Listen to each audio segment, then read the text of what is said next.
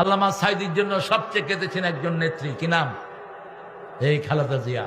কারণ তিনি যখন 2001 সালে ক্ষমতায় আসছিলেন, আল্লামা সাঈদীকে ধর্ম মন্ত্রণালয়ের চেয়ারম্যান বানিয়ে দিয়েছেন। সবচেয়ে বেশি খবর রাখতেন কি অবস্থায় জেলে আছে, ছেলেদেরকে ফোন করতেন, আব্বুর অবস্থা কেমন, কি অবস্থায় আছে। কানতে কানতে তিনি আমাকে এনি ফোন করছে। এনি আমার নাতি হয়, হ্যাঁ আমার নাতি, ওই বাড়ি আমার পাশেই। তো এনি আমাকে ফোন করছে, বলছে নানা আপনি কোথায়? আমি বলছি তুই কোথায়? কয় আমি ম্যাডামের পাশে, ম্যাডাম কাঁদতেছেন খুব সাঈদী সাহেবের জন্য, খুব কাঁদতেছেন। আমি বললাম যে তুই ম্যাডামকে সালাম দে, আর আমি ওনার নাম ধরে দোয়া করব আল্লাহ যেন ওনাকে তাড়াতাড়ি সুস্থ করে দেন। এত একজন কোরবানি দেয়া মানুষ, আপনার খুঁজে দেখেন এই ফ্যামিলির সারা বাংলাদেশে কোথাও একটা ঘরও নাই।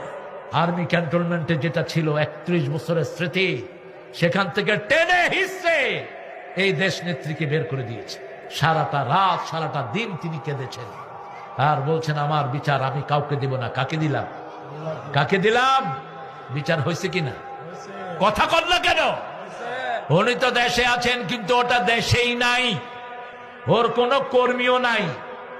ওরা ওনাকে একলা ঘর ছাড়া করেছে, আল্লাহ তাদের গোষ্ঠীকে বাড়ি ছাড়া করে দিয়েছে, দেশ ছাড়া করে দিয়েছে। বিচারের আসল মালিককে?